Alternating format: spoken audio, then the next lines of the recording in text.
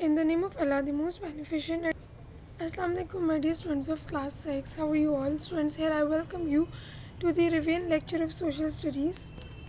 Okay, students, in this class we are going to revise the comprehension of chapter number 13, which is Environment of South Asia.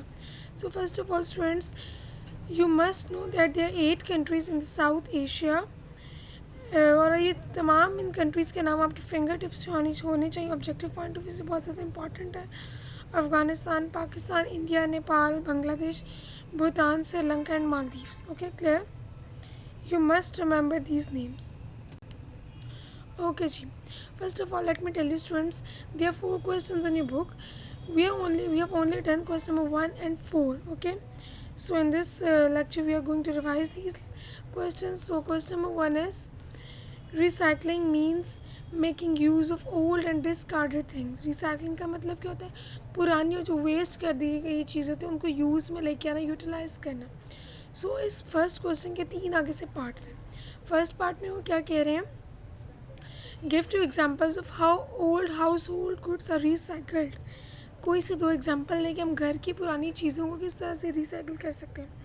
Here I have written 2 examples. You can write an example. मैंने लिखा कि just like हम पुराने कपड़ों को mopping के तौर पे, डस्टिंग के तौर पे यूज़ कर सकते हैं, यूटिलाइज़ कर सकते हैं, इसी तरह से टिन्स और बॉटल्स को हम मेल्ट करके रीयूज़ कर सकते हैं, या हम उनको कोई डेकोरेशन पीस बना सकते हैं, डेकोरेट करके पेंसिल बॉक्स बना सकते हैं. इस तरह किसी भी चीज़ को हम, किसी भी ओल्ड चीज़ को या डिस्कार्डेड चीज़ को हम वेस्ट कर देते हैं, उसको हम यूटिलाइज़ कर सकते हैं. Clear? So the part B is, can you think of some people who collect material for recycling.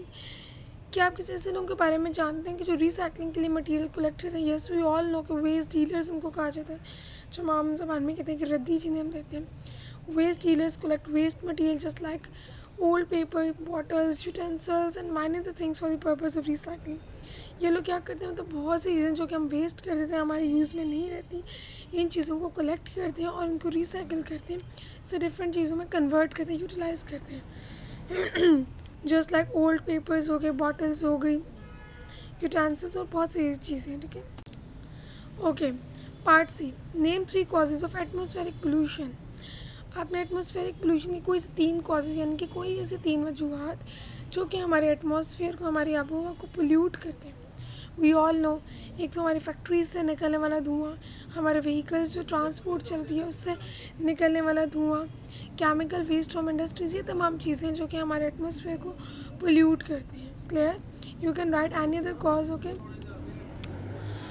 Question number 4 is, well, that was about the question number 1.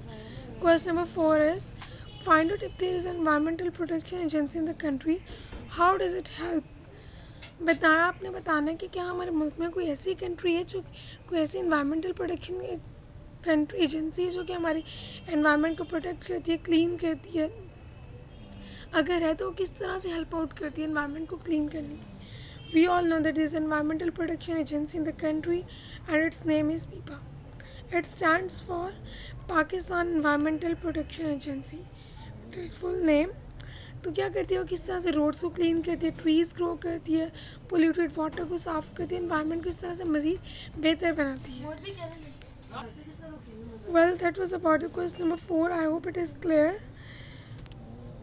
Here you can see that these are all the images which are creating environmental problems, just like land pollution, atmospheric pollution. ये आप देख रहे हैं कि factories से निकलने वाला धुआं, ये देखते हैं land water pollution.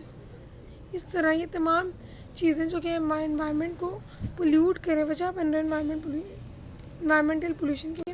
Well students, that's all about today's lecture. Hopefully the comprehension of chapter number 13 is clear to you.